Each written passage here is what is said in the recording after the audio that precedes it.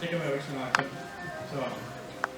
Så det kommer ned fra 3 af dem, eller de kommer alle fra Shaolin-templet nede i Kina, hvor Shaolin Kung Fu kører til. Og det er nogle store navne, der er.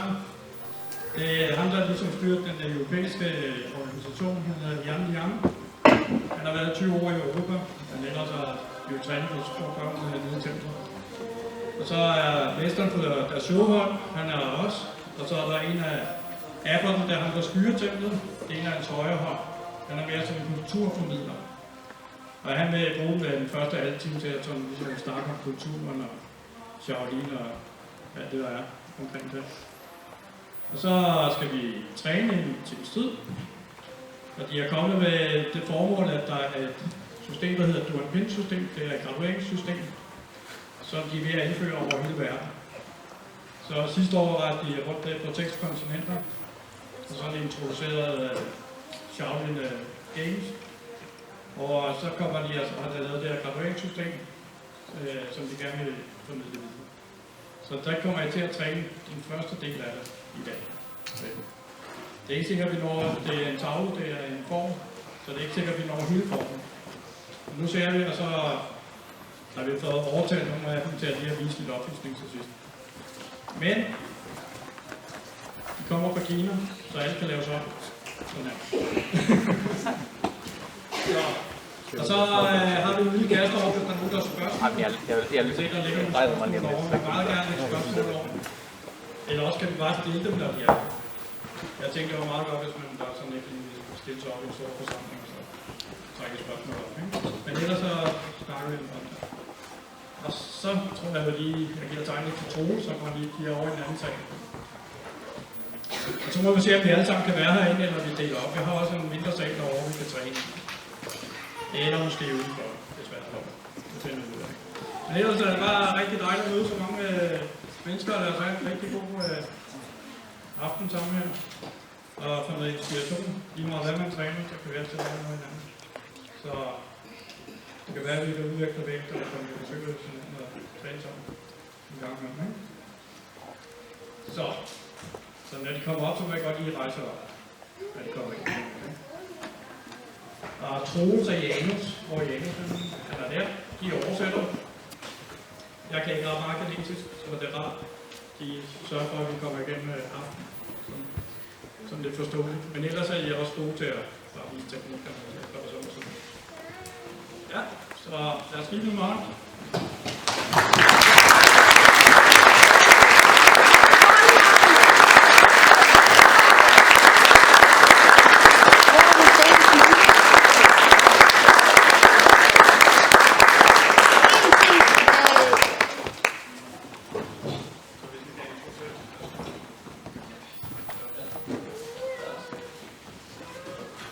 Så det er de 4 munke, vi har fået på besøg. Og først her så står Shifu Yan Peng. Og næste i rækken er Shifu Yan Liang. Og efter ham så står Shifu Yan Xuan. Og til sidst så står Shifu Yan Ye.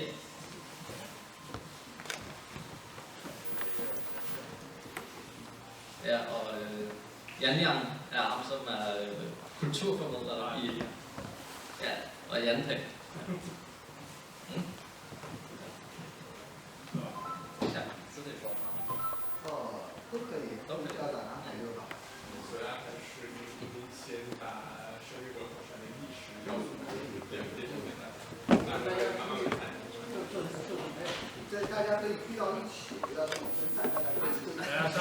Okay, så alle må meget gerne komme tættere. Ja, jeg skal også lige sige, at vi har en fotograf, der hedder Daniel, der går rundt og tager billeder. Vi har Erik, som filmer. Og så er lokalavisen også kommet og tager nogle billeder og laver en artikel om os. Og I får noget link bagefter, så I kan få billeder ned af den dag, vi tager i hvert fald. Så. Og resten af jer må også meget gerne komme tættere på og stå i nogle rækker, så stå i nogle linjer langs, I kan eventuelt følge linjerne på gulvet.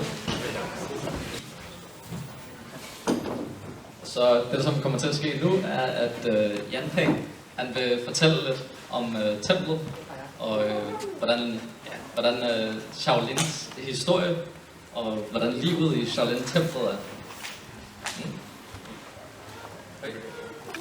各位好，我非常高兴今天能够在咱们这里跟大家见面。 Goddag alle sammen. Vi er meget beæret for, at vi har mulighed for at komme her i dag og mødes med alle sammen. 今天呢，受到了格鲁根校长的邀請，然後今天有非常這麼難得的機會，跟大家呢在一起分享交流少林文化。 Vi er meget beæret over at blive inviteret af Super Søren for at komme over i klubben og dele Shaolin-kultur med så mange folk, der er kommet for interesse i det her store emne. 大家我們匯聚到這一起呢，都是因為有少林功夫這麼一個殊勝的因緣，就原因。那麼呢，我講的一些相對的一些詞，需要簡單一點，你們才能翻譯。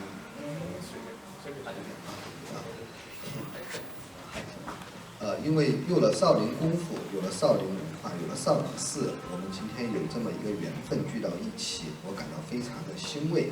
那麼我們三位法師呢，從中國嵩山少林寺而來，跨越了半個地球。但是呢，我覺得這一份熱情感動了我們。 Så det var lige en hurtig samtale med os interesse i det sprog, jeg skulle bruge for at formidle, fordi kinesisk kan være et meget kompliceret sprog, hvis man lyst til at gøre det. Men vi er blevet enige om, at vi gør det, og det er super.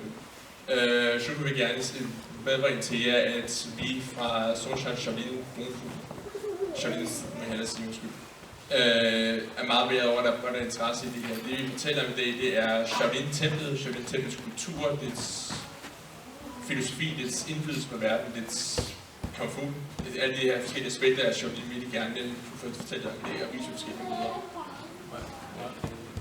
Og en anden ting er også, at han vil meget gerne lægge vægt på, at de tre, som I kan se, at de er fra Shaolin-templet, og det er der deres liv er. 大家都知道少林這個詞，但是呢，有很多朋友呢可能沒有去過少林寺。那麼呢，少林寺是一所非常有名的中國的佛教寺院。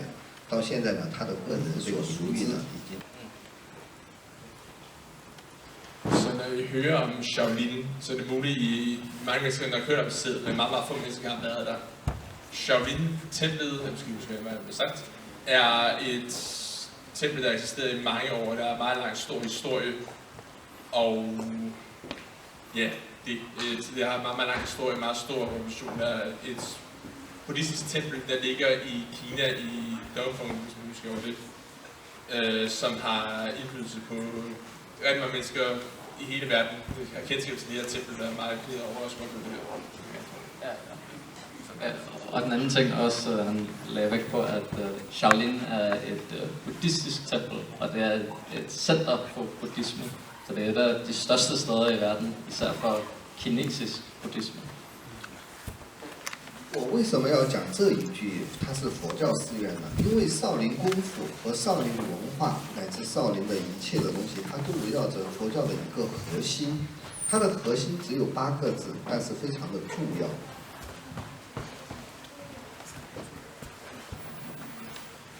Grunden til, at jeg lægger så meget vægt på ordet buddhistisk tempel, er, at Shaolin-templet i første omgang er et buddhistisk tempel. Det har meget vægt og fokus på Shaolin, på buddhisme i Kina, og meget vægt på den indflydelse, den måde buddhisme bliver defineret og udviklet i templet.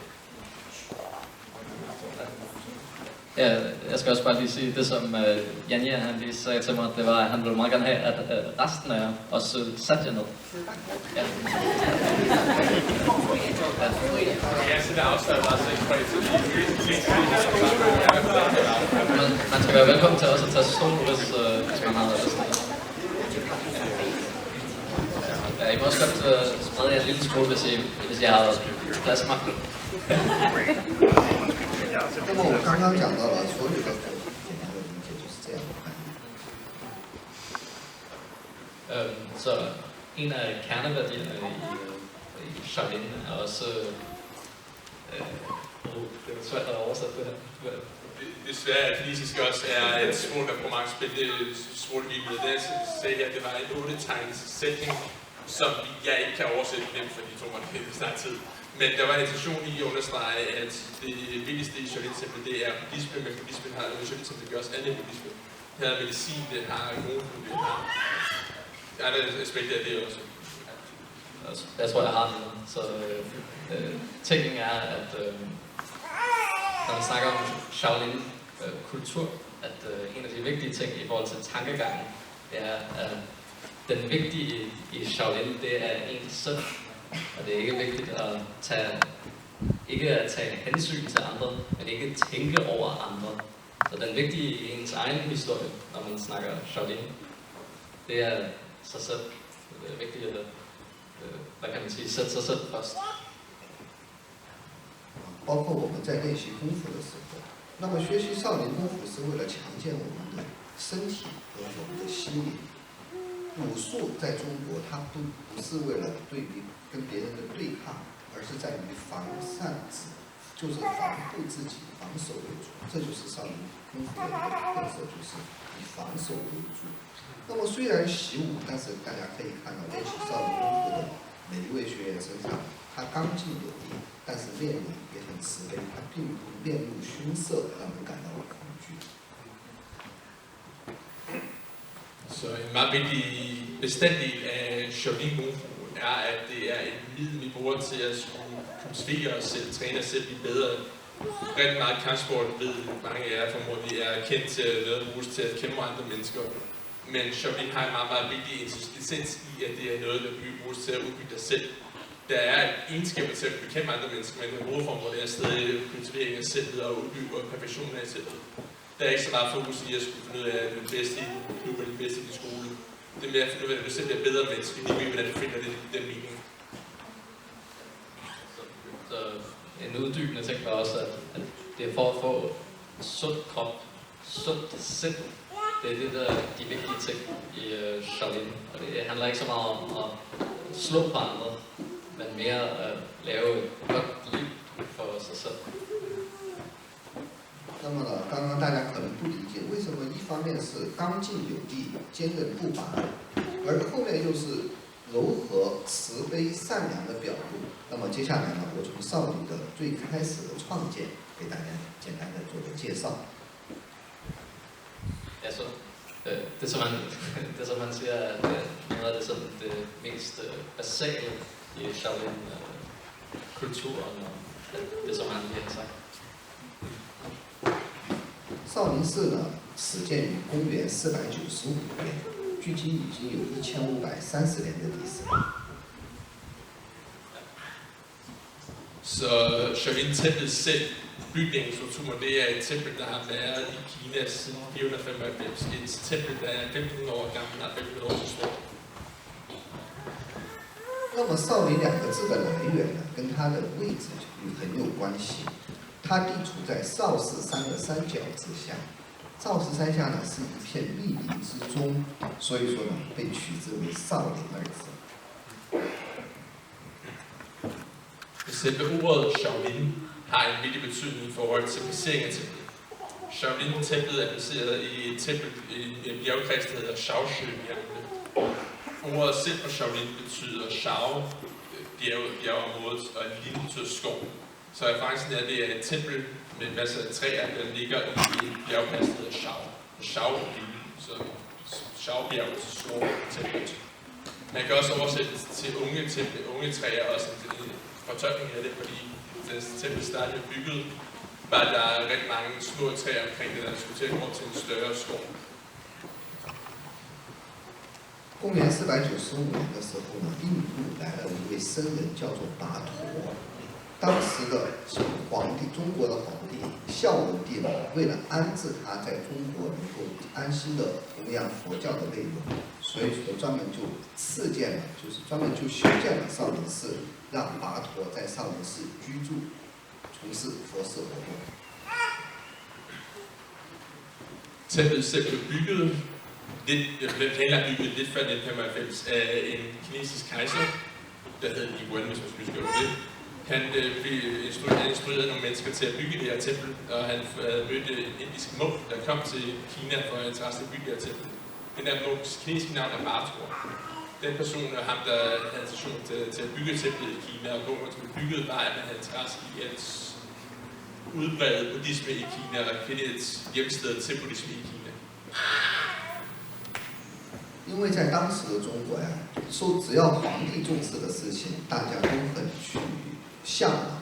那么呢，那个时候开始，从少林寺的成立开始，少林寺就成为了中国佛学的一个佛教的一个很重要的一个中心，大量的人才都云集到了少林寺。 Så datidens Kina var, det var selvfølgelig kejseren, der havde ord for, hvordan ting skulle eksistere og hvordan ting skulle fungere. Så han havde valgt det her sted og den her munk til at være de bestandige, der havde mulighed for at skulle grundlægge kinesisk buddhisme og bygge det op til, hvad det er i Kina. 在随后的40年的时候呢，菩提达摩来到了中国。 那么后呢，他到了少林寺以后呢，开创了中国的禅宗，也是至今为止少林在整个佛教界影响最大的一个宗派。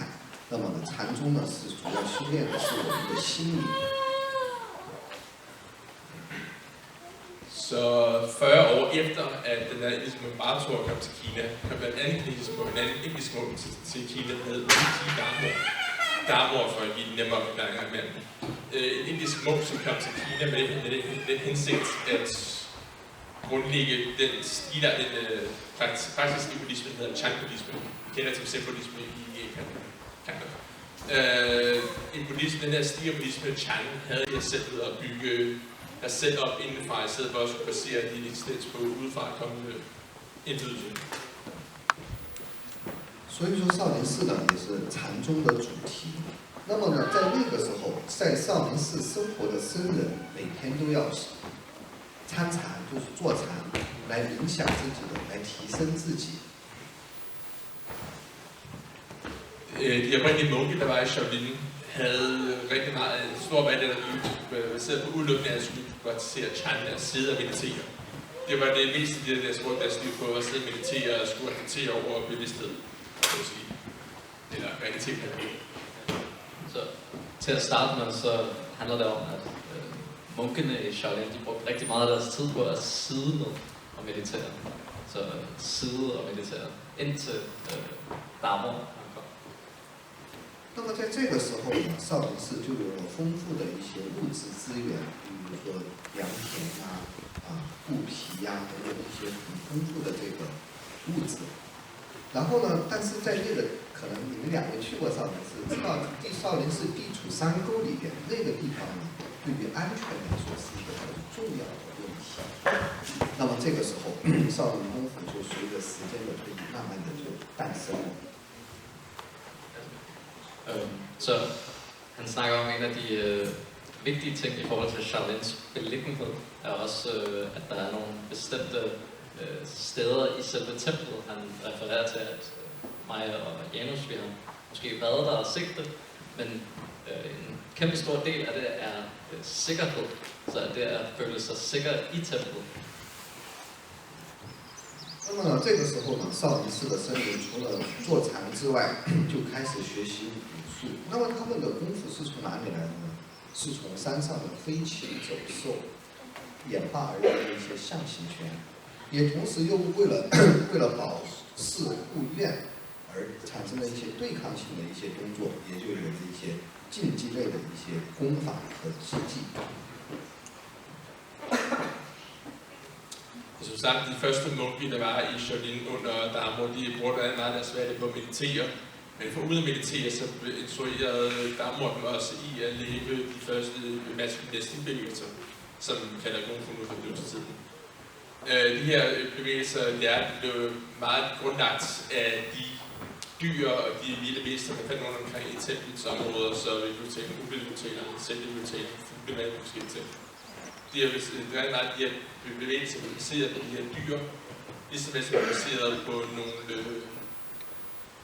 nogle metoder, som Damor og andre mennesker har udviklet til at skulle helbrede kroppen og gøre kroppen stærkere og sundere. 然后呢，经过这样历史岁月的变迁，到一直从武术从这样子开始，经历了1000多年的变化，少林寺呢形成了一套完整的一些套路、器械、功法。到现在为止，我们统计有700多套之多。 Lige en ting, lige jeg oversætter det, det er, hvis I kigger bag, så har jeg jo været til et billede af en gammel munk. Den her munk er også Damor, som er den første, man gør til Kina. Men det specifikt, som Shuko sagde, det var, at med det her fundament af de her dynastiske bevægelser, så er Shaolin Kung Fu over tiden bygget sig videre for over 1000 år. Med at bygge videre med deres bevægelser og systemer, før vi laver det nu fuldendt kæmpe op. Et meget, meget stort, udviklet system, som har rigtig mange forskellige bevægelser og metoder og stilarter ind i sig til at kunne bygge videre på den hensigt af de læresætninger, som Damor indsatte i templet i sin tid. Så en vigtig ting var også, at så den kung fu, som vi laver i dag, det er gammel kung fu, som er gået igennem over 1000 års forandring. Så igennem mange, mange år er der blevet ændret. Så der har hele tiden været nye ændringer til stede. 所以说我刚刚简单的介绍了一个功夫，一个禅修，这都是少林寺的僧人1000多年来最基本的生活方式。所以说少林功夫追求的是什么？就是常武合一。这是我们在练习功夫的时候追求的，一方面是身体的强壮，更一方面是心灵上的一个修炼。Så det fik så den hensigt, der er bag Kung Fu, det er, at man skal for det første skulle lære at mestre de her forskellige stilarter bevægelser og teknikker. Der er en hensigt i det her, et underliggende gennembrud koncept, der den kinesiske hedder Chang Wu, som kan oversættes, og som man også klarer som samhørighed mellem sindet, med den fysiske, mentale bevidsthed og mental eksistens, sammen i samspil med den fysiske bevidsthed og den fysiske krop og din egenskab til at bruge din krop til at forbedre din egenskab. 那么现在的少林寺呢，大家肯定很感兴趣，没道理说大家都会问很多，少林寺现在是每天是怎么生活的？那么呢，在此呢，我也就说我们这种生活给大家介绍一下，这样保持了1500年的生活方式。 Så det er rigtig mange mennesker, der er meget interesserede og har meget fascination af Shaolin Kung Fu og Shaolin-historien og grundfars kulturskyld osv. Så kan jeg fortælle jer nu, at det er noget, der kommer baseret på 1500 års historie, der er blevet bygget op til det her i dag.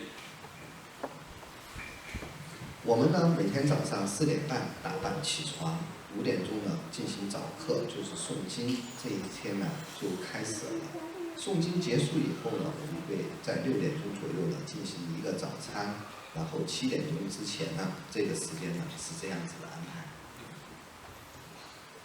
Så for at give en idé om, hvordan en dagligdag ser ud for en munk i Kina. De starter morgen kl. 4 om morgenen med at vågne op, og så en halv times tid efter, så starter de med en morgenmeditation, hvor de sidder og mediterer over det, de mediterer omkring. Og så omkring klokken 6-7, ja, så har de en indledende morgentræning, for at de gør kroppen frisk og rask og sund. 然后接下来呢，我们就自己就会稍作休息以后呢，8点钟开始正式一天的生活。那么有些僧人呢，他可能会去看殿会院；有些法师呢，他可能就会去参禅习坐。更多的时候呢，还有更多的大家向往的武僧们呢，就开始了一天的练功。 Altså det justeres. Så efter klokken 7, kl. 8-tiden efter, at de har deres morgentræning hos morgenmad, skal det også nævnes, at nogle munke, Shaolin er ikke kun et tempel for kampsportsmunke, der er også munke, der træner andre ting. Der er nogle munke, der starter dagen efter morgenmaden med at skulle praktisere medicin. De laver forskellige mediciner og øver sig på deres forskellige medicinske koncepter. De har patienter. Der er munke, der sidder og øver kalligrafi, der er munke, der har alle mulige forskellige andre hensigter end bare kung fu. Men så er der også de munke, der træner kampsport, der træner det her kung fu, som vi kender til. 到了中午11点的时候呢，我们放下了所有的事情，然后云集到一起，我们在一个叫斋堂的地方统一吃午饭。大家都觉得吃饭是一个很简单的事情，但是在少林寺作为一种练功习武参禅的一个地方呢，吃饭也是很重要的一堂功课。 Og når vi så morgentræning slutter, morgentræning det er Kung Fu kalligrafi, hvad vi skal på hver, slutter kl. 11 cirka, og så er der frokost kl. 12. En ting, der man måske tænker over, det at spise frokost, det er jo en meget simpel ting, men i Shaolin er det at spise frokost en meget, meget vigtig bestanddel af dagligdag. For det er noget, alle munke skal igennem for at praktisere en tilstedeværelse bevidsthed, både i deres fysik og deres mentale tilstand. Så det er en lille vigtig del af aspektet af Shaolin-kultur, at man sørger for at være fuldt til stede i det, vi laver. Og det bliver også praktiseret især, når man sætter noget. En anden ting var også, at det er vigtigt for templet, at de spiser frokost sammen, så at de alle sammen sidder sammen. Hvad kan man sige? Ligesom praktiserer det her med at være sammen omkring frokost er en vigtig ting for dem. 因为在我们寺院生活呀，吃饭和练功是一样的道理，都需要专心。大家都觉得吃饭还需要专心什么呢？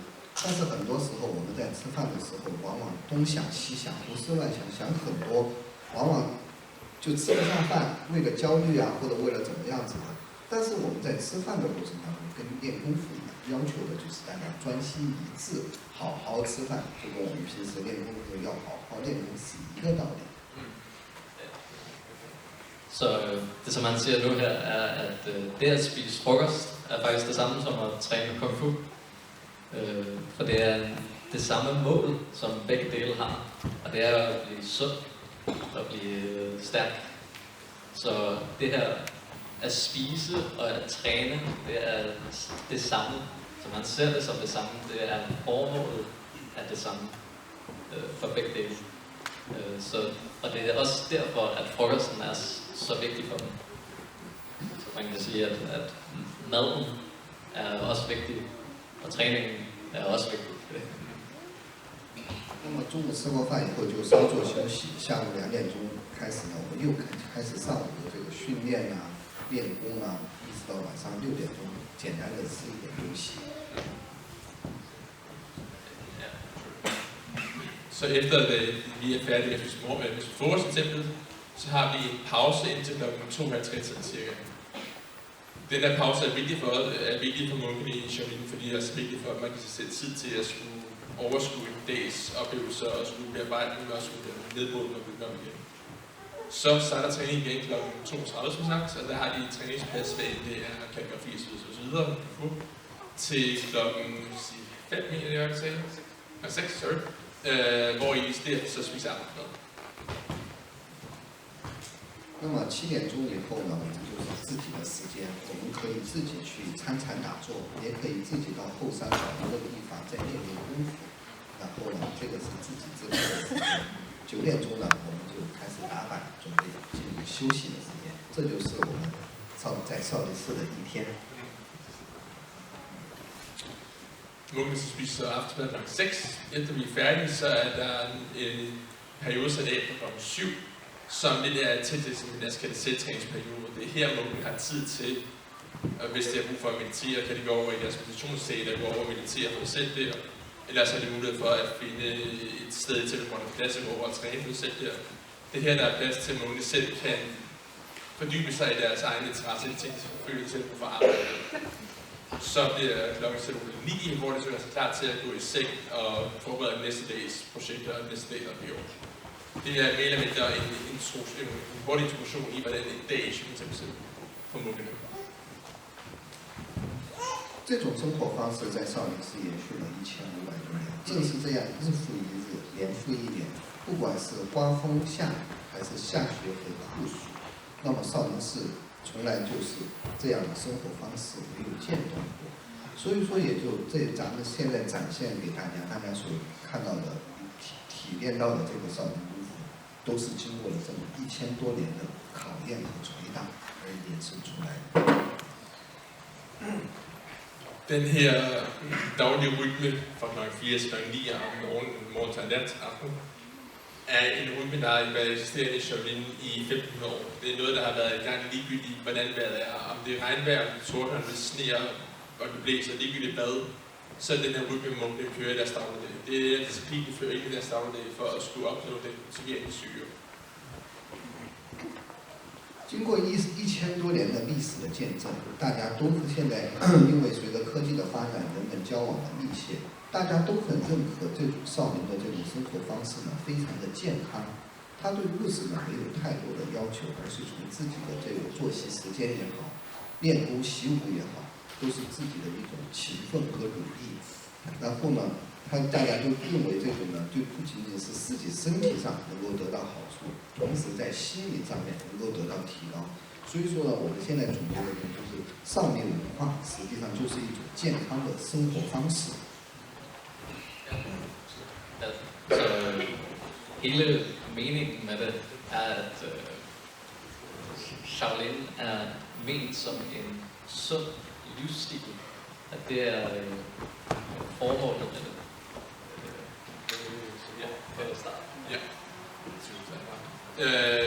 Så hensigten det er at skulle bygge videre med de her principper i, at Shaolin er et middel til at skulle bygge videre på os selv. Vi skal ikke ligegyldigt, selvom vi har medicinske udviklinger i verden, selvom der sker krig i verden omkring. Hensigten med Shaolin er rigtig meget at skulle finde ud af at skulle fordybe dig selv og finde din egen mening fra, og bygge dig selv videre og finde det, du har lige til det brug for at være.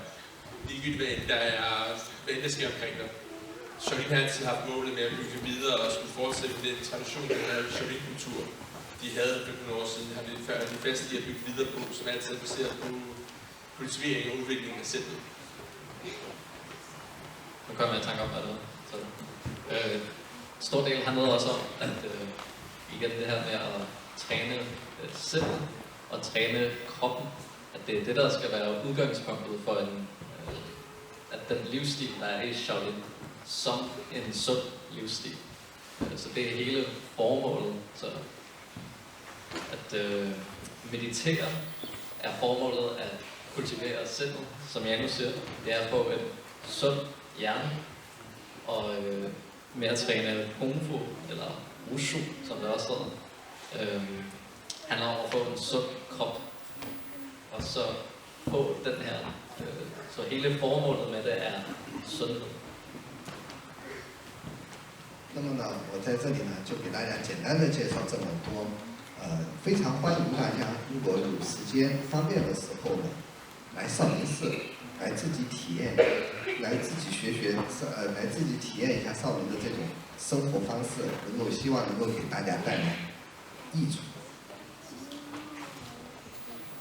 Så stille og roligt rundt af på den her introduktion, så vil jeg velkommen jer alle sammen, der har interesse, har tid, skulle være nysgerrig på det, at komme til Shaolin og selv at opleve den her Shaolin-kultur, den her daglighed i Shaolin, opleve deres egen krop og opleve det Shaolin-templet, hvad det står for, og det der repræsenterer her.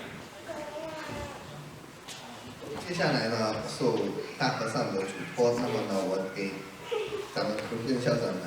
鲁鲁校长带来了少林寺的礼物，一个小礼物，然后还有给几位的一个佛珠，祝願大家平安如意。Okay, nu kunne jeg godt tænke mig, at Søren kommer op til salen til tingene, for vi har en gave til at give til Søren fra Shaolin-templet. Og vi har også en gave til mange mennesker, der er med til at arrangere. 大家去过少林寺也知道，这个明星是有1500人的历史，到了秋天的时候非常的漂亮。Det er en blomster. Det er en, så på den her kop er der en blomst, som er op i templet, som også har 1500 års historie i templet. Og især til foråret er den rigtig, rigtig.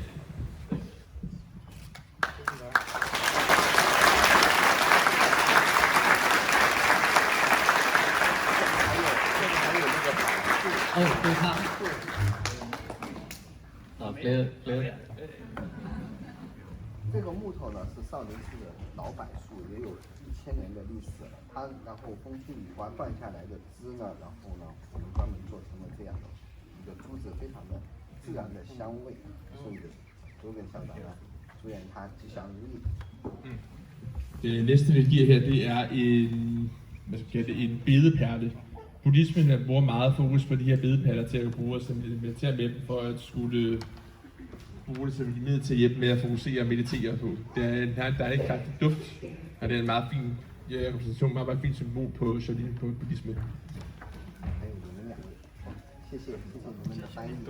En anden ting omkring de her var også, at hvis der er noget med, hvis man har, hvad kalder man det på dansk? Hvis man har tankemøller, ja. Så hvis tankerne de flyver over det hele, så kan man bruge dem her til at ligesom finde sig selv igen. Og det er også derfor, at den har den her stærke duft for at ligesom få tankerne tilbage til sig selv.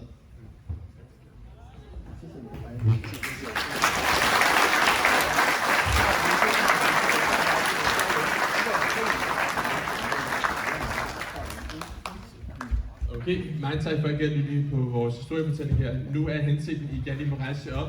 Vi skal være klar til at gå fuld nu, så man gerne lige noget sted ud opvarmning selv. Så siger vi... Så vil sige, I kan strække armene her, så jeg har en plads, så rykker I bare lige lidt. Yes. Okay.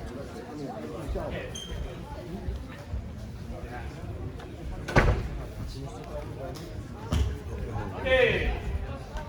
Så, sammen med fødderne. Kom nu. Starte med hovedet. Vi kører 4 gange alt. Så vi kører her med hovedet, kigger fra side til side. 1, 2, 3, 4. Ruller med hovedet. 1, 2, 3, 4. Armene nu skal passe på, at vi ikke rammer nogen. Kører. 1, 2, 3, 4. Og den anden vej. 1, 2, 3, op. Tag overkommen her. Der er 1, 2, 3, op. Men så kan vi lige på hoften. prøve at afslutte med den, så mere plads til jer. 1, 2, 3, 4, og 1, 2, 3, og 4. Samle fødderne, hænder på knæene, kører i, og sådan, sidder, skifter, i, og sådan, sidder. Kigger her, hugger. 1, 2, i, og, i, og, i, og, i, og, i, og. Anklen, håndled, kører.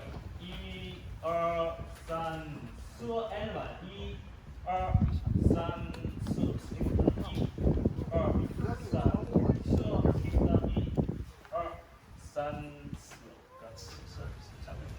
Jeg er bare til det. Så det er derfor, I faktisk har plads mellem jer. Vi skal gennemgå nogle stillinger i Shaolin Kung Fu. Og vi starter med bungo. Kom ned, så er der begge fødder. Er i gulvet, griber med tæerne. Vandret lov. Så parer vi overfra. Og så står vi lige og vipper her. 10 vip.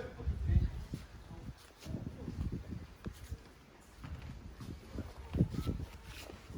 Så kommer vi også og skifter ben. Så der er der ben, så igen for begge fødder helt i gulvet. For at få så vidt muligt vandret lov. Og så brystet fremad. Det er her. Den siger lidt mere. Kan det være helt, den har rettet lidt på undervejs. Rundt.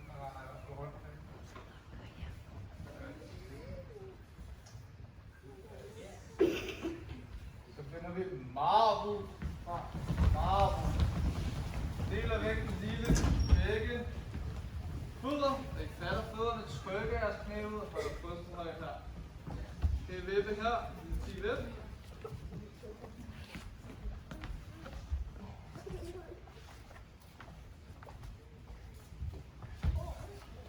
Så gør vi bubu.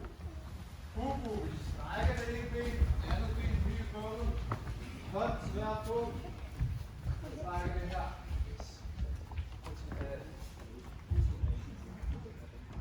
Ja, vi sørger for at få begge fødder helt i gulvet. Hele ben helt i gulvet.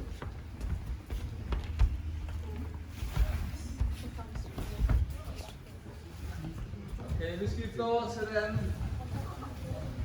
Skifter side. ben, der var strukket før, det er strukket nu.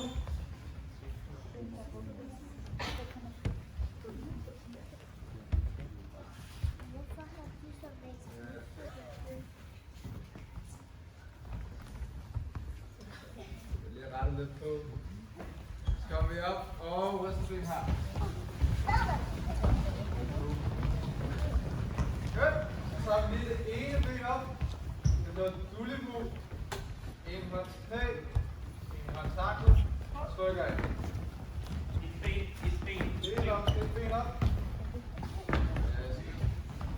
Finder balancen. For at trykke knæet så højt op på brystet som muligt. Og skifter ben. Kom. Tryk knæet så højt op som muligt. Kom.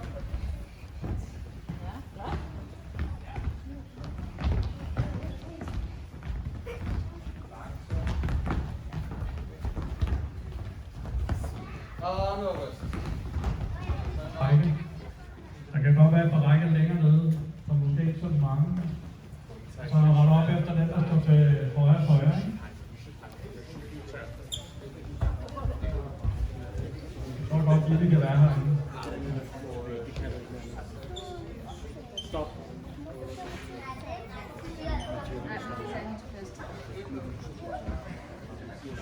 Ja, så prøv at danne en række ud fra den forreste.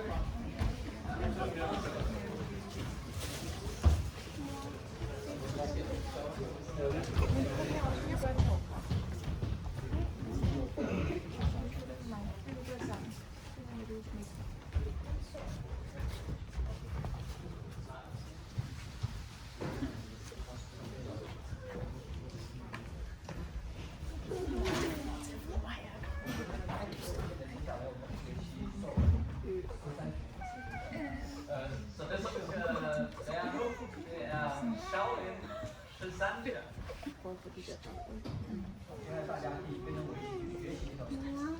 Så Daniel nu må vise jer og undervise jer i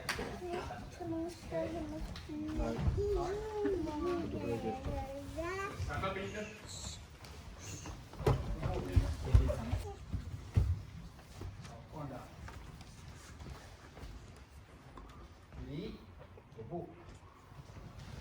Så jeg tager venstre ben ud.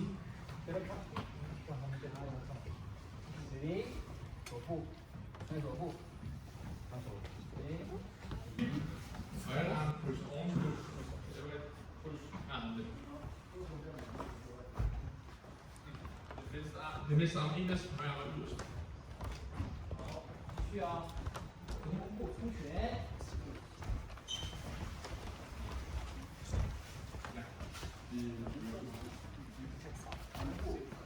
I står i gungu, buestilling. Det vil sige, i forhold til, at du står ud før det forreste ben er næsten landret, eller vægtret. Bipstilling, hammer bipstilling.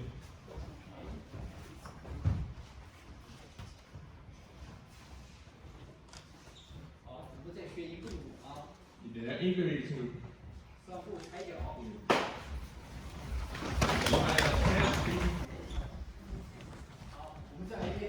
Vi gør det en gang til fra starten af.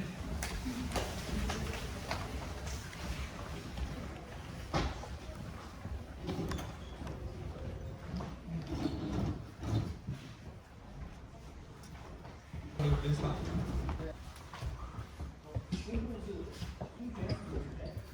Den forreste arm er den, du står der. Men højt.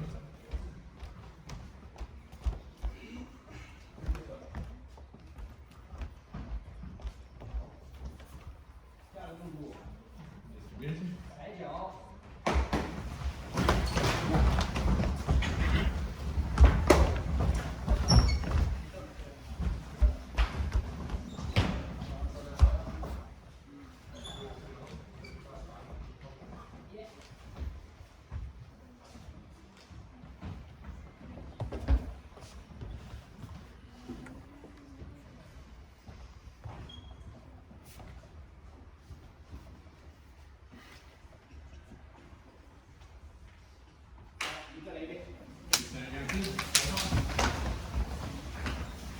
Du er godt, så. 空心拳没有这个拳。 Hånden er ikke lukket så ved. Hånden er lukket. Der er ikke hul i hånden. Hånden skal helt lukke ordentligt sammen, og tommelfingeren skal ligge over eller der ved siden af den. Så over den der. 如果你其实要击打那个沙袋的话，这样的话可以放到这个位置。 Hvis I kommer til at slå sådan her mange gange, så kommer man til et punkt, hvor jeg risikerer at skade ham rigtig hårdt, fordi så skal du ikke slå mig, det er meget farligt for ham. 拳是要这样握拳，指头扣紧，拇指压住。 Så vi knytter hånden ved at krumme de yderste led, så det er helt lukket sammen.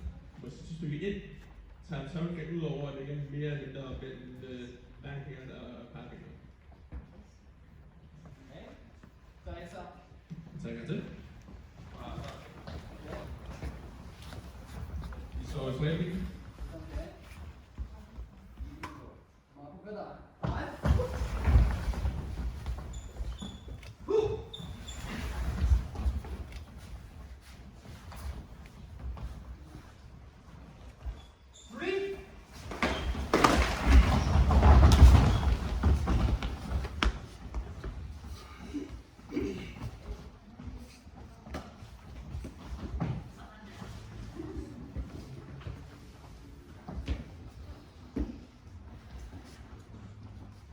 I bliver stående.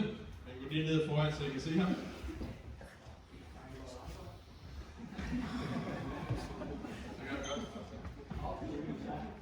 Okay, vi rejser op igen. Rejser op.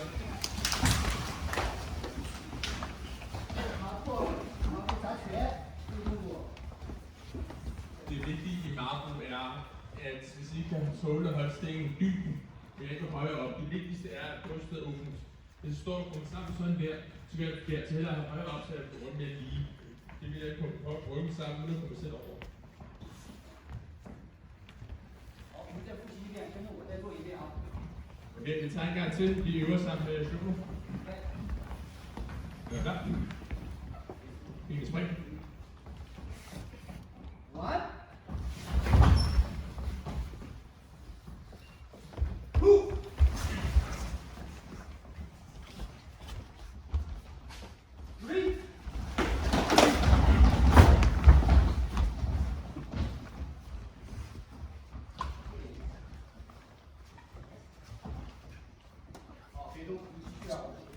De bliver stående. Han går ned i luren.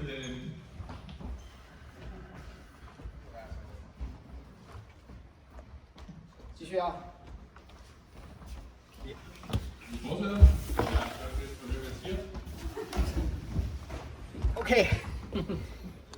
Here. Hey, nice. 格挡，右拳，顺势。 Så når jeg står fra marken, så roterer jeg godt rundt til jeres højre arm, kører over hovedet i en parade. Så skal venstre arm gå i et slag i gongo igen. One more，再来一次。 Vi går tilbage i marken. 右拳往上格挡，格挡。 Højre 左 arm 拳腰间冲拳， samtidig med at venstre arm står. Så det er en samme bevægelse mellem skyd og parade. 一起的话就是架打 Så er sammen på den måde. ，OK。好，我们再来一次。 Vi tager en gang til. Vi skal lade den. Vi tager en gang til, så I giver dem en gang til. Det gentager vi, så vi gør det andet.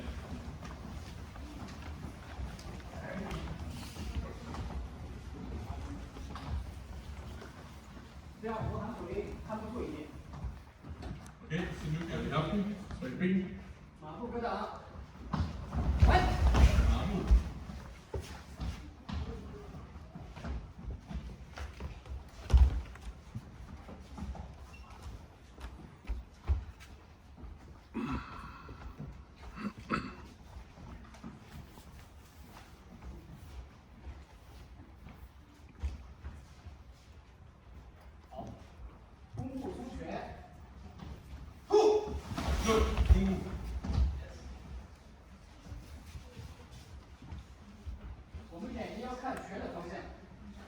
Det vigtige er, at jeres blik nu følger hånden. Hvis I kigger på hånden, så kigger I ud i luften. Kig i den retning, I står.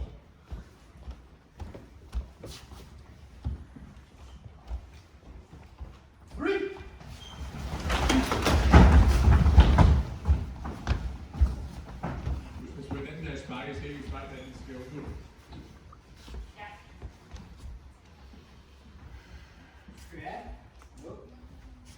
Kig på hånden. Armen er ikke helt inde i kroppen. Den er uden for kroppen.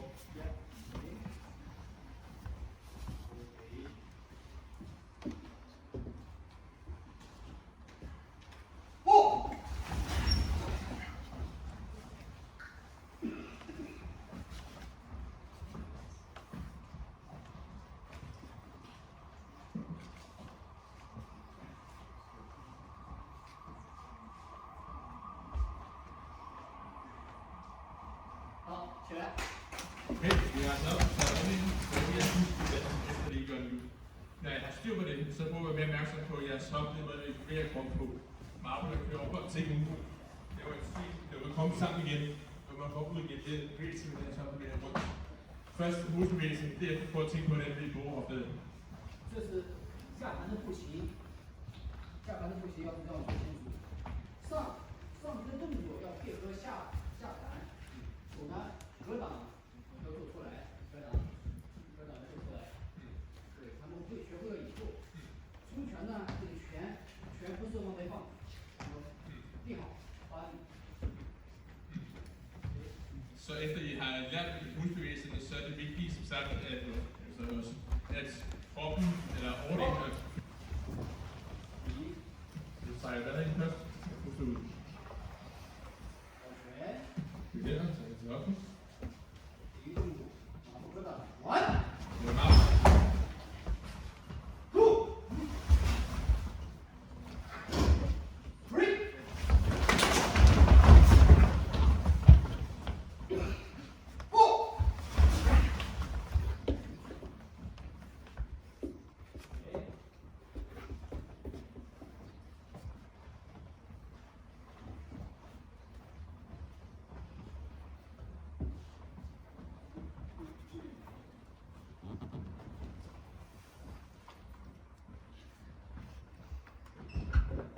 Står i marmen, nu får den arm her op i 19 grader, skru som drejet. Vi fortsætter at blive stående, han kan gå videre på hinanden, så kan jeg gå videre, når du er stående. Vi gør på fint. Ja. Okay. Continue. Okay, get it op. Okay, next.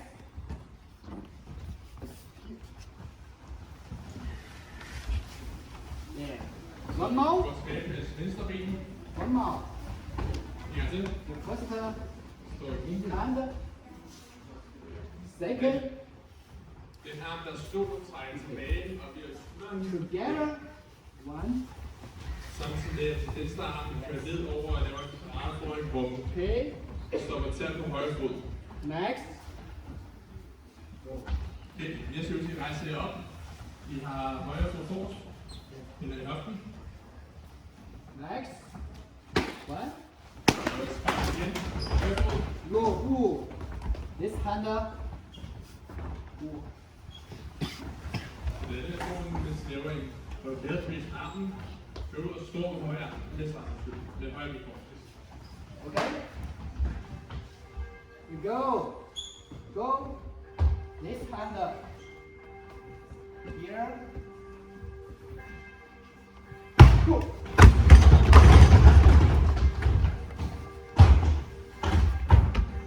Okay.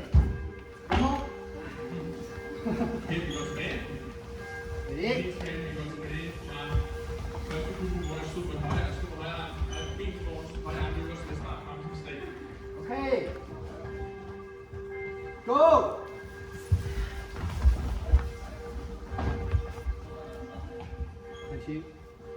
Go.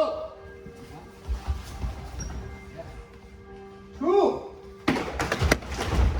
3摸过来，这个手，这是 Så vær fast på det der spark, jeg har højre arm, og det har lige meget ind over. Det tager begge arme, så står på højre arm. Hey, nice. Go. Nej, ikke jo. Så træk højre ben frem, og det er sådan en trappe, der står på højre arm, så det er små parader, der gør. 好，回到这里，回到最后一遍。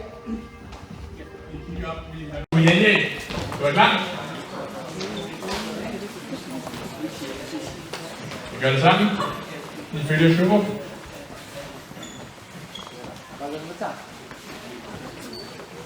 Sørg for, at der er plads til jer. Sørg for, at der er plads, så I kan stå i landets højre.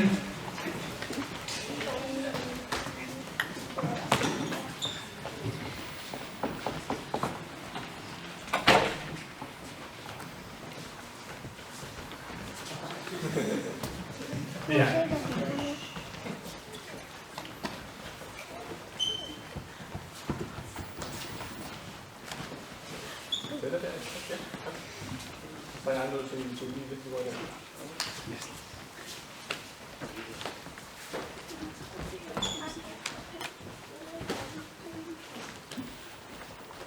好，准备一起啊，起点一点。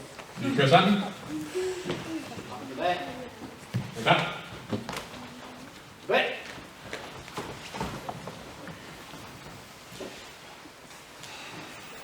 抱拳，第一个动作，马不可挡，1 2 3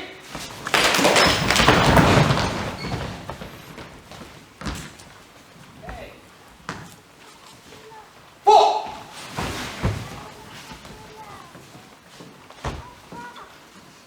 Go！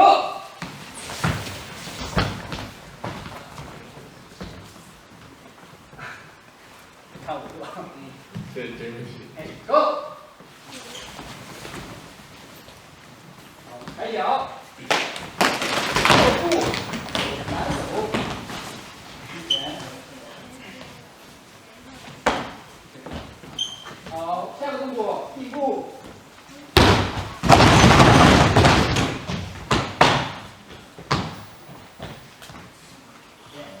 看着师傅的脚。 Skiberen kan slutte fødder. I har fødderne samlet, så begge fødder er lige ved siden af hinanden. Okay, med en linje. 好，再来一遍。 Vi tager en gang til. I var så ren.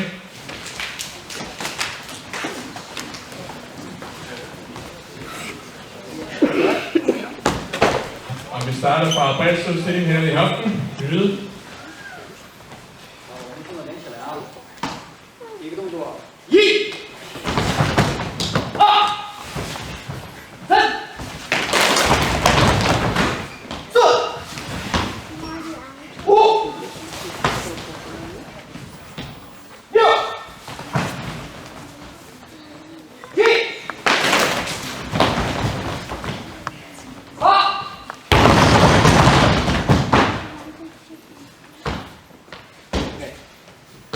这样子，然后他们再复习，把动作记住。 Okay. 你还可以喊口令给他们用，给他喊名字。 Ja, vi fortsætter med at træne. Vi giver bare selv. Øv lidt med selv.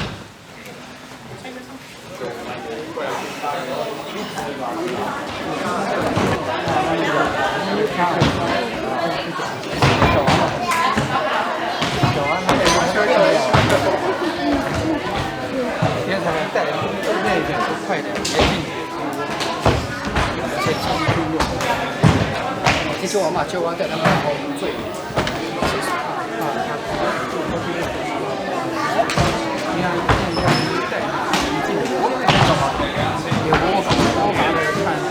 我看的是不是可以你在这边跑？对呀，你俩都进去，他脚你不要站住，然后这样我。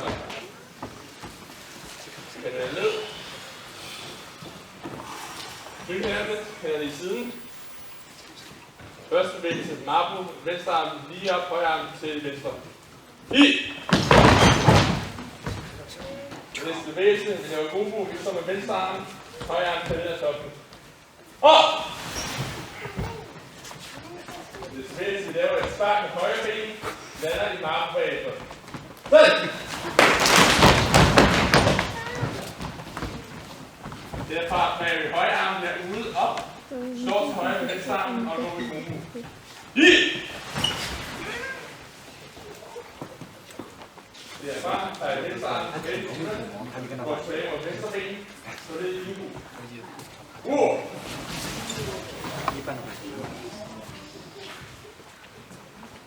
Sådan det. Vi rejser os op, vi har venstre ben forrest, højre ben forrest, så er det nok, det er nok. Nu sparker med den højre ben, med sammen højre arm. Vi laver en blød bevægelse med armene. Står med højre arm, med venstre arm forrest. Gungo højre ben forrest.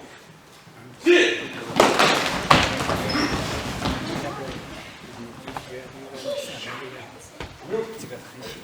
Nu tager I venstre ben op til højre ben. Står med højre arm, med der op til højre. Tid!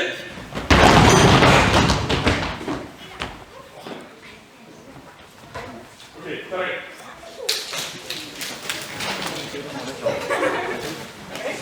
我问一下学啊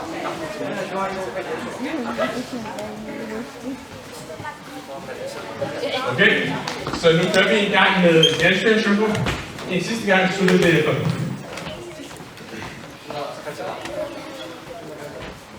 Så jeg står, så Shunko står sidste øvelse i ladet. Ned i benet bunket, højre arm forrest, ja, opgør. Der skal det frem i marmod. Nu venstre ben forrest, kører i hoften. Derfra står det op, og hører Gungo stå bag hænder foran hovedet. Tag højden til højre. Tag fast på det her. Går frem til marmod. Så med venstre arm. Tag en gang til. Så det står i dyb stilling her med højre arm foran lommekøren.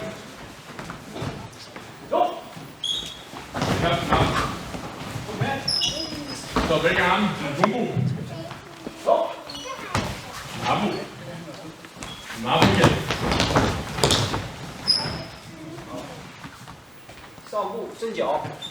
Går til frem. Sammen. Det var med knæene begge samlet. Skal jeg til ham? Højre arm. Højre ben. Venstre arm. Ui! Ui!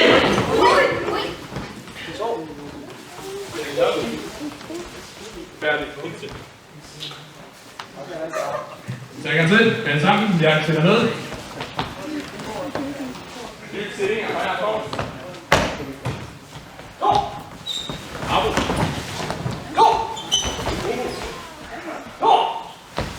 Abo. Luk. Hold ud. Højre. Stop.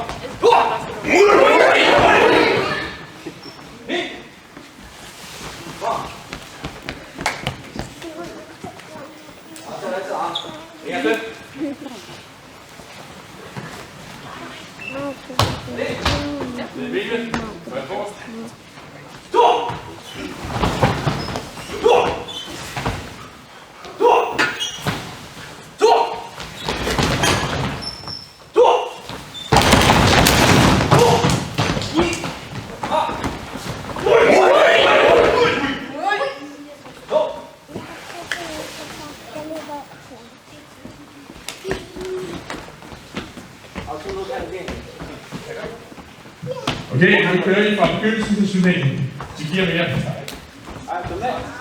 Jamen, vi har.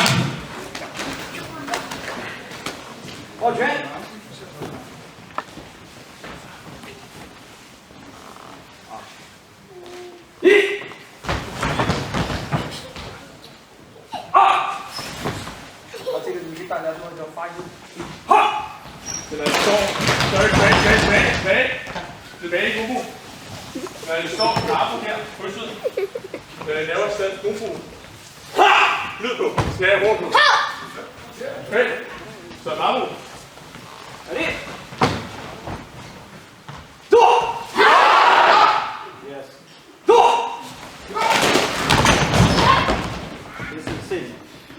Og råb på jer også.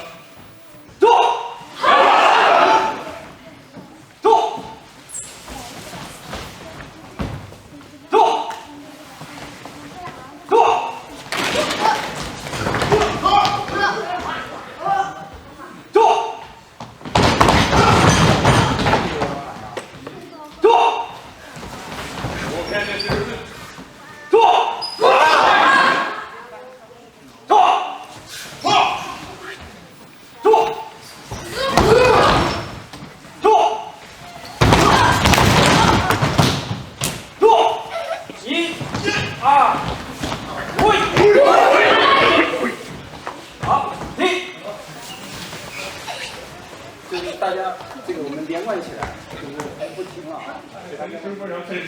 好，从合十开始啊，合十，还有卖力，哇，合十，直立，画，一气，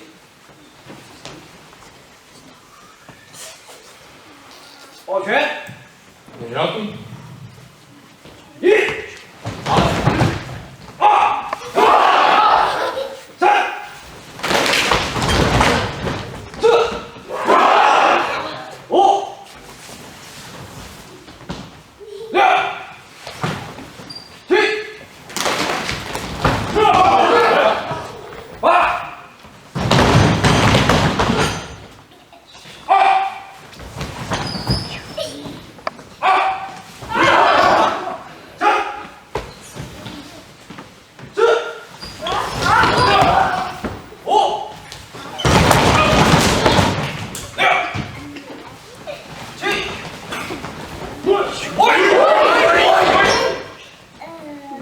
抱拳，好，3分，20，好，波瑞，第一次。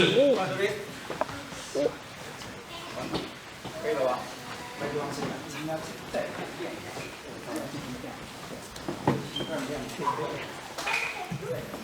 Vi gør en gang til. Vi gør en gang til, hvor Tjøbo kører med. Det er 1-2. Rød. Vi går lidt mere tilbage. Ej, det er ikke så meget, vi skal have støtte. Vi er klar. Lukke.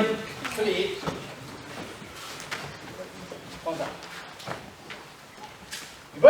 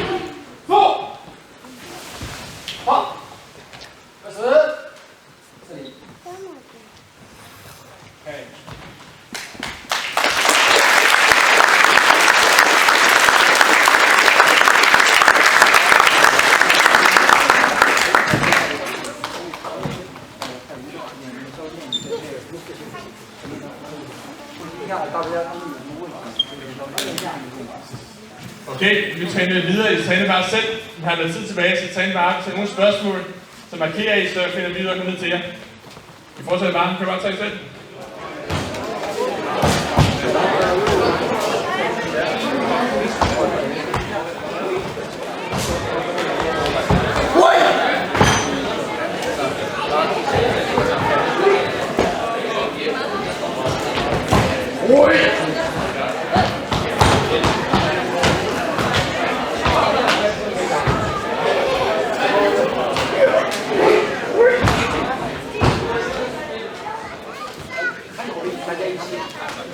Så næsten en ordbøj og en fyr efter det ordbøj.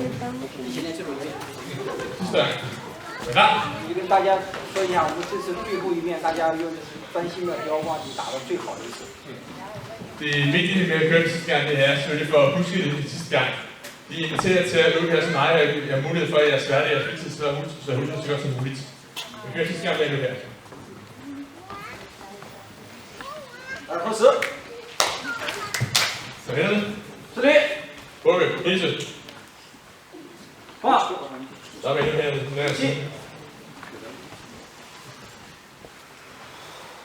抱拳，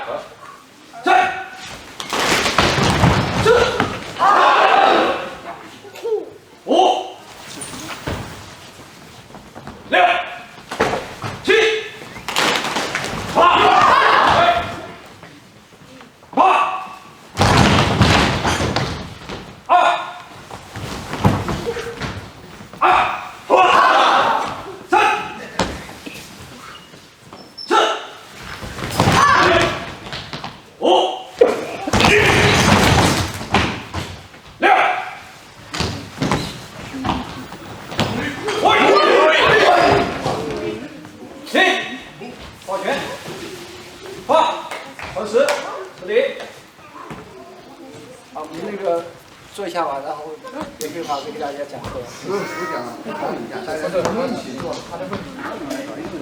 Det så vi så af tage ned, så nu vi er færdige med fysisk træning, så bare så væk nogle. Så hvis du får mig drikke noget vand nu her, en lille vandkop. Ja, rigtig møde. Så er duen nede i hjørnet, kan du komme ned den duen, og så er der nogle folk. Der er et spørgsmål, der står her, hvordan er det at bo i Kina?那我们小祥子第一个问题是，在中国住怎么样呢？中国不知道。好，那是我们的国家，我们在那里生在那里，长在那里。不管怎么觉得，就是饮食也好啊，生活方式也好啊，我们觉得非常的适合。那特别是来到寺院以后，就是另外一种生活方式，也感觉非常的自然，很不错。大家可以去体验一下。Vi fire munke, vi kommer fra forskellige steder i Kina af, men vi oplever som sådan, især at vi kommer til templet, selvfølgelig er det meget naturligt at bo i Kina. Vi er tilfredse, vi har en fin hverdag, vi er glade for den måde, vi lever vores liv. Så er der et spørgsmål her om træner I sammen? 另外一个问题，你们一起练吗？你们说在寺院里面，你们是互相一起练，还是分开练？都有。大家比如说刚刚在这种我们也有师傅，也有教练，也有这个大家练的时候一起练。但是很多时候用功在于你业余的时间做了多少。接下来休息的时间也好，你个人的安排时间也好，你可以再把精力放到练功上面或者别的方面。Så altså i Kina, så træner i templet, så træner vi jo også. Vi har vores egne mester, vi har vores egne instruktører, så vi træner også, som vi gør her i Danmark og andre steder i verden. Så det meste af vores træningsudbytte, det får vi, når vi har fritid til at træne selv og mødes med vores træningspartnere og træne sammen med hinanden for at få en ny oplevelse, og vi får det mest ved at træne sammen.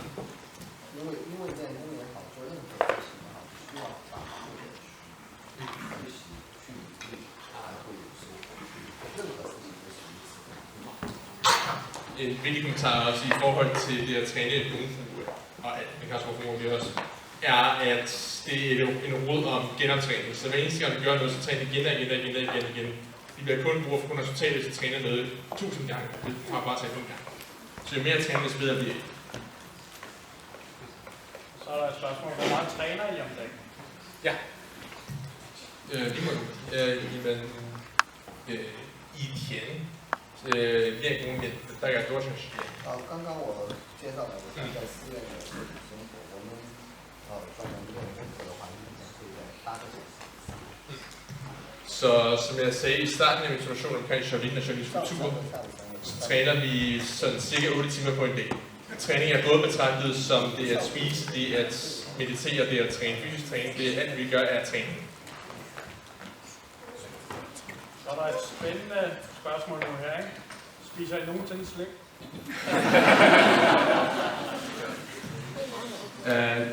可爱的一个问题。到现在你们，怎么最好反应？你们从来吃过糖吗？糖吃。吃过。Det gør de. Ja, de spiser de.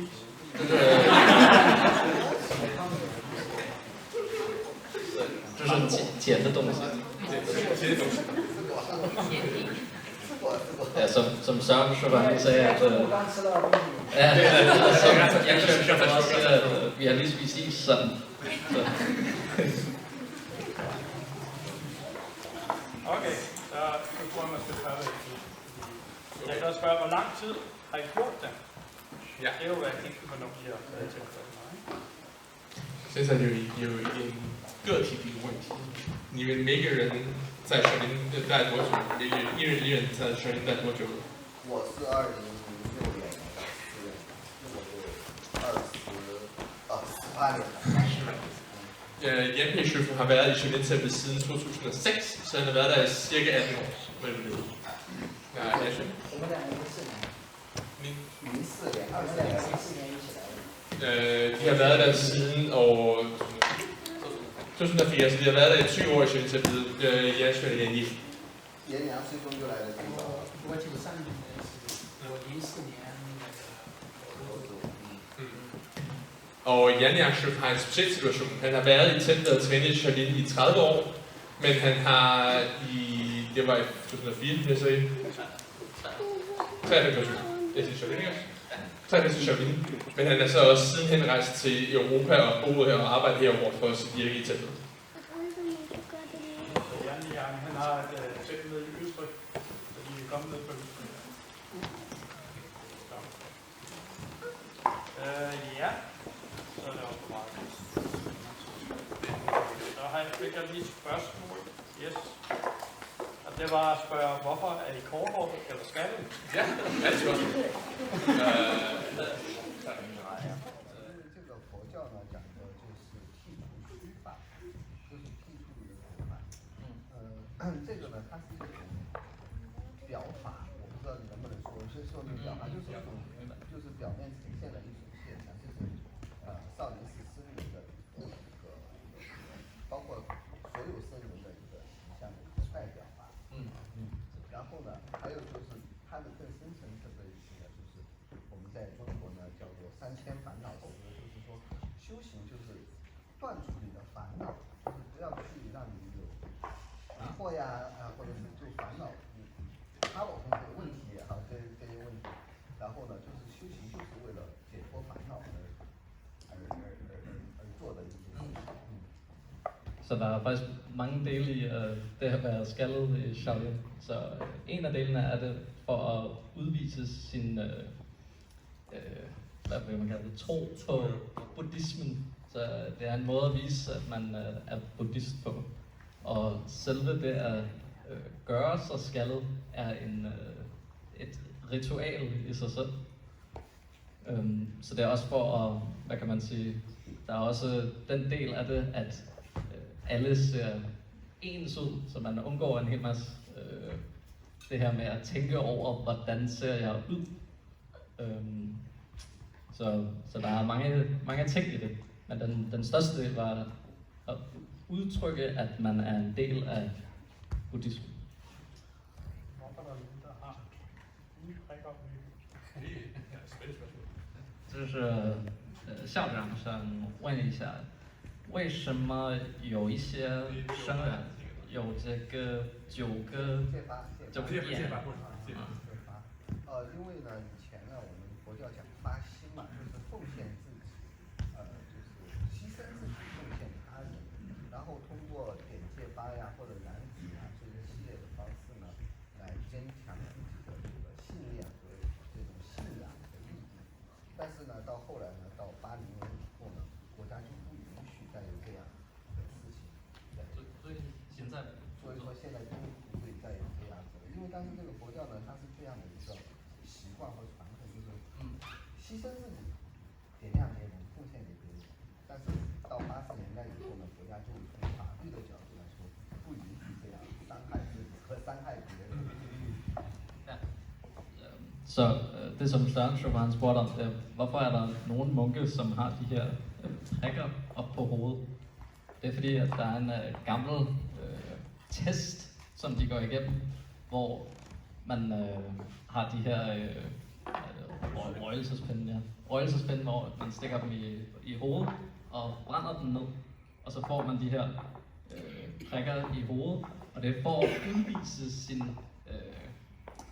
buddhistiske kulden. Ja. Så, men i dag så er det ikke noget, man gør mere, for det gik op for templet, at det var for ikke at, det kunne jo ikke være rigtigt at skade mennesker for at opnå sin tro. Og specifikt skete, det nævner Jan Peugeot, det skete specifikt i 1980. I 1980 var der en stor omvæltning af meget buddhisme og meget heterodox kultur, og i den her kultur var også hensigten af, at buddhismen skulle være mere, nu siger jeg bærst, det er stort ord, den skulle være mere bearbejdelig, uden at skulle have hensigt i at skulle skade sig selv eller andre for at vise sin dedikation som noget. Og så er ordet frit. Er der nogen, der gerne vil spørge noget? Ja. Hvad skal der for, at man glemmer det. 那我们到现在我就让人个人问一个问题，第一个问题是，如果我想成佛，如果我想做我弟子，想做和尚，做武僧，我该做什么？我怎么干？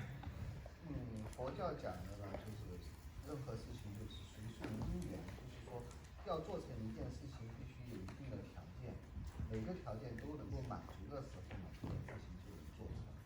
那么呢，想成为武僧呢，我觉得首先就是按照佛教来讲呢，要有这个愿望，要发心，然后通过发心了以后呢，要自己要努力，还有呢，要有一定的条件能够。就是到少林寺，或者是能够有条件或者有机缘能够去寺院，然后真正的在功夫啊或者在这个武术层面的话，能够付出自己的努力，其他的都没有任何的要求，最重要的还是在于自己的发心和自己的这个努力。Så det er jo et par forskellige, det er et rimelig stort spørgsmål, men lige for at give det impulseret, så for at gøre det simpelt.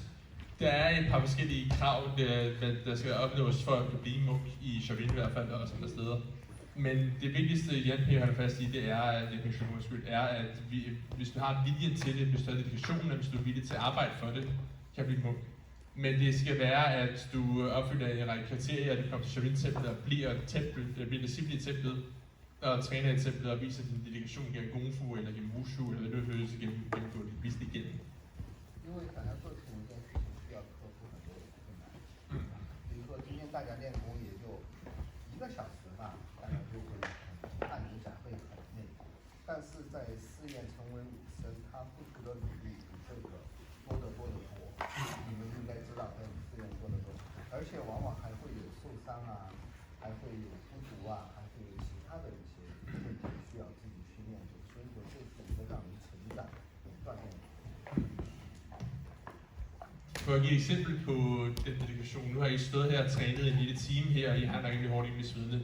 Tænk på, at i Kina så træner 8 timer om dagen, og det har det gjort i 20 år, hver dag i 20 år, i 30 år, mange år nu har været det i. Så det hensigten er, at den dedikation, I har til det. Det at træne er utrolig hårdt, du kan få mange skader, når du træner. Du kan føle dig ensom, når du træner. Der er rigtig mange forskellige udfordringer ved at holde fast i den her levevis. Det er også et spørgsmål om din dedikation til at vise, at du har vildt det her igennem.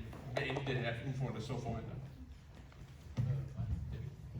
En anden ting var også, at i forhold til, at jeg som lige har trænet nu her, at der er måske nogen af jer, der er blevet lidt trætte, begyndt at svede og er klar til at sidde nu.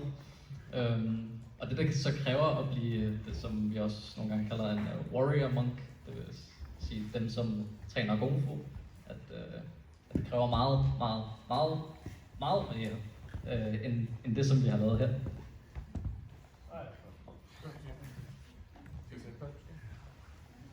Ja, gør. Træner kvinder og mænd sammen? Er der nogle kvinder? Der er et spørgsmål. Kvinder er det nye i Kina. 没有，在寺院只有男生，然后就是武僧话只有男性。但是大家如果去学习去交流的话，这个没有这个性别的分别。I templet selv, som munk kan man sige, så nej, så træner kønnet separat. I Shaolin-templet selv, inde i templet selv er der kun mandlige munke, men der findes også et tempel med mørne så tæt på. Men hvis man kommer bare for at ville træne Kung Fu i Kina, kan man sagtens komme og træne ligegyldigt hvilket køn du er. Det er ikke nogen skildring der. Det er ikke fordi, hvis du kommer som en kvindetruppe eller en flok mænd og kvinder, at de ikke må træne sammen. Det er ikke noget problem. Mange spørgsmål. Tager jeg bare eller sådan? Ja, sure. Ja, jeg er her på anden række. Ja. Hvis de træner 8 timer om dagen, hvor mange timer har de så trænet, hvis der er gået et år? Det kan du jo lave en time på selv med jer. Så jeg kan hurtigt søge uenighed i en vejse, i en besøg, i en dårlig søg. Du siger, ja, det er rundt. Det var en svar.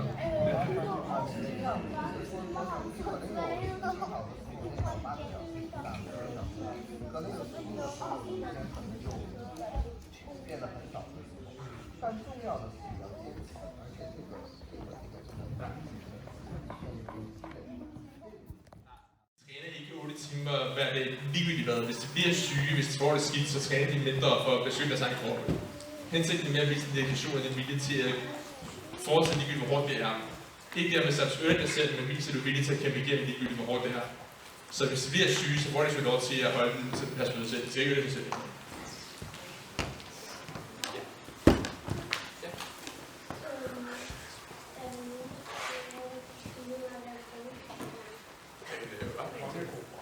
Kan du vise den? 还问你们会做这种做法？这个呢，它是在大家应该知道少林有一个童子功这样的功，你这个复杂的动作，我等你仔细讲。那一个身体的动作，但是少林功不好的是，不管是小朋友还是老人，他都有完整的练习的这个功法在啊，所以说呢，它随着年龄的不同，它会发生改变。比如说老年人的话，可能会发展起来养生的功法；青少年朋友的话，就像刚刚说的，13年啊，或者是这种童子功啊，对。所以说他的功法是从小到老都可以。对。Så lige med de 4 her, så er det ikke noget, der gør det der. Men det er en stil i Shaolin-templet, det hedder Tronstedgruppen. Det med at træne smidighedsøvelser, det er rigtig mange øvelser, der gør, men Shaolin-templet og Shaolin Kung filosofi er, at du kan træne ligegyldigt, om du er et barn, du er voksen, om du er ung eller gammel, eller bare ung til gammel. Du kan altid træne. Dine omstændigheder altså ændrer sig, og der er altid mulighed for at skulle tilpasse din træning i forhold til den du er som person. Så der er både for, at du gør det der, for at du gør ting, som du måske ikke kan, eller så meget kan, eller så videre. Så det er et stort system, der er rigtig mange måder, du kan træne, både hvis du er ung gammel. En vigtig ting også med den her stil, der hedder Tongtse-Gong, at det er noget, man kan lære som lille, men at når man bliver gammel, at så kan man stadig, så selv ældre mennesker har stadig den her fleksibilitet.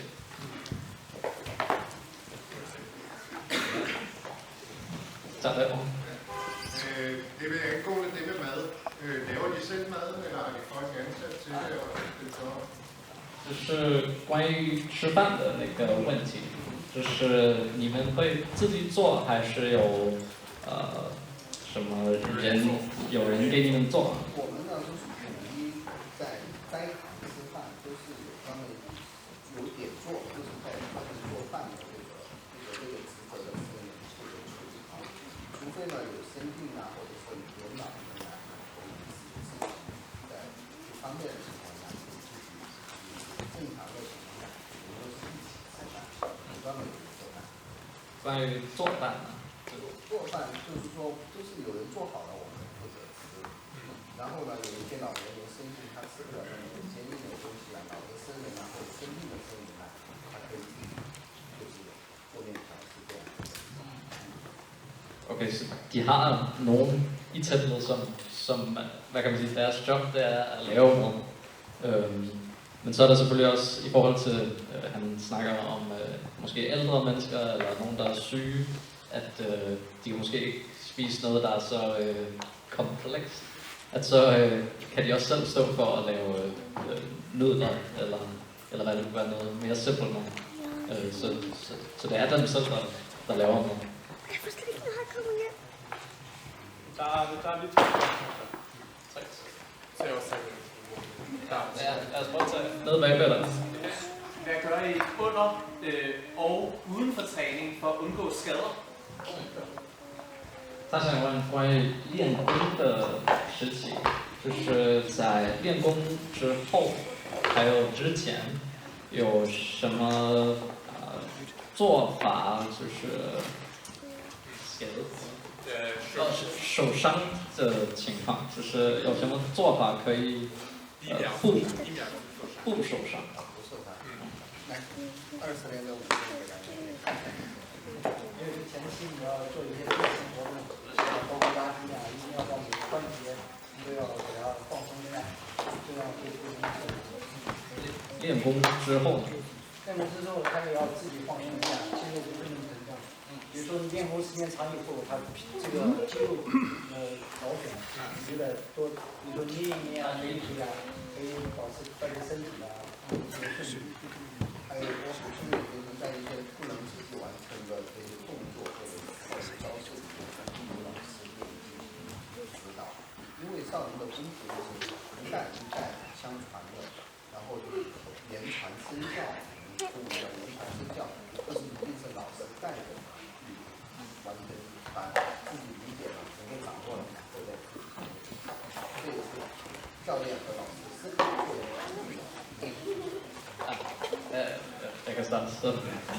Så selvfølgelig den vigtigste ting før træning, det er varme op og stræk.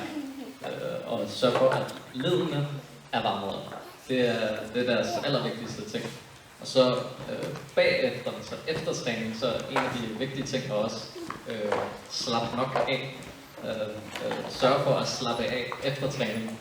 Og så snakkede han om, hvis I lagde mærke til det, så sad han om masseret sig selv. Så massere sig selv, eller få massage, det kan man også. Og så var der også noget i forhold til at få noget fra sin søfo. Så når man træner noget, for eksempel som jeg har gjort i dag, har jeg trænet Shosantia, så er det vigtigt også at lære fra sin mester, hvordan slapper jeg af. Altså hvad er det, jeg skal gøre for ikke at komme til skade.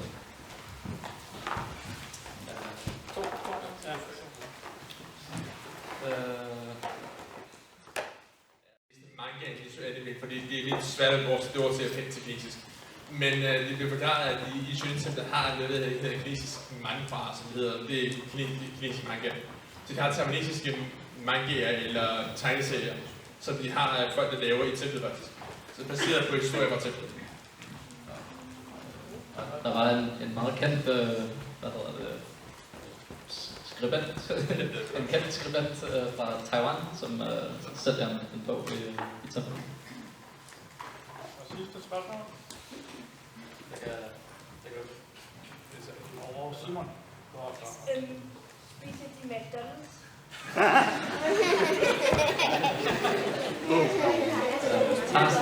Tager med. I vil prøve Maidan.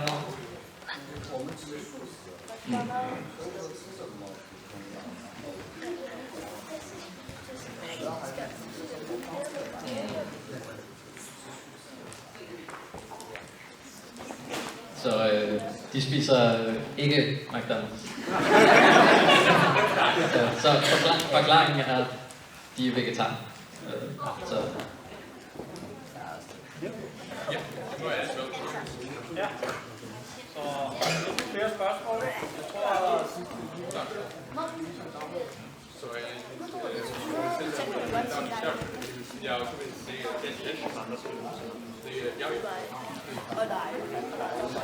okay, så de viser lige en tavle eller to her lige om lidt, så tager jeg lige ud.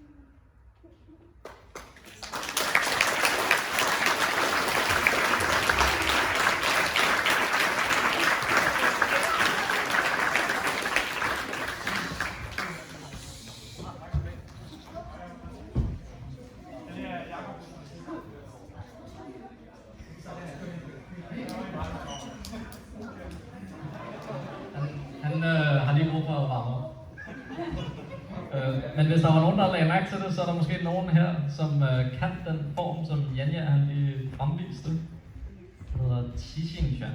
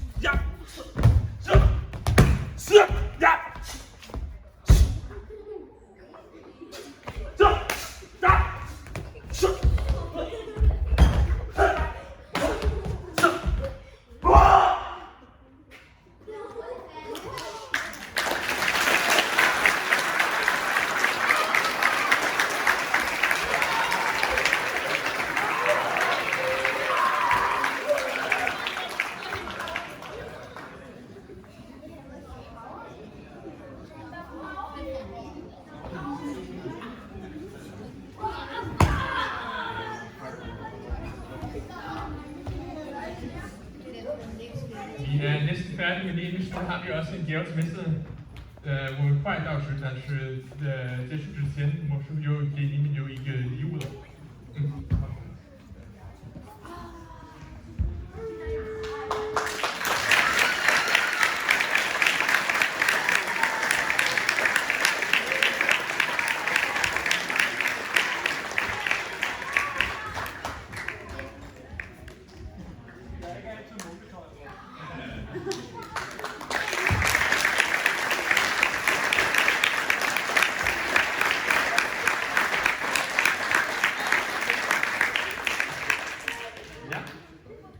Jeg skal lige gøre lidt reklame. Vi har en workshop her den 7. og 8. juli, hvor der er 3 timers træning på fredagen, og så har vi 6 timer om lørdagen. Og det er både for nye og øvede, så alle skal deltage. Men det er for 12 år op efter, vi har lavet workshop. Og så i august, lige i starten af august, der kommer et workshop med spyd, så det har vi aldrig været før. Så det bliver oppe i Helsinge. Jeg skriver det på hjemmesiden, og skriver ud på link, hvis der er nogen, der har lyst til det. Men ellers så synes jeg, vi skal sige tusind tak til vores gæster. Det har været en fornøjelse.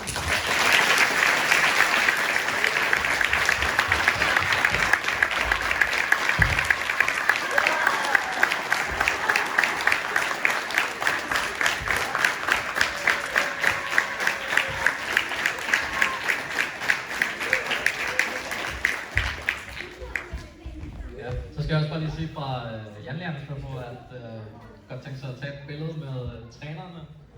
I are son. I are son.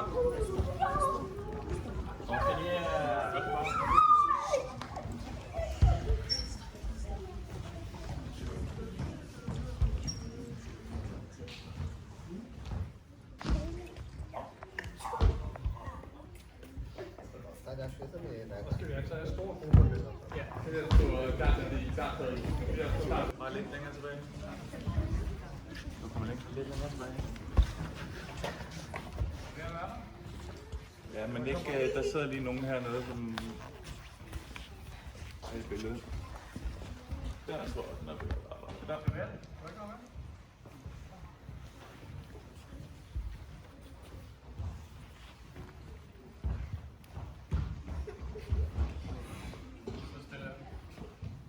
Yes.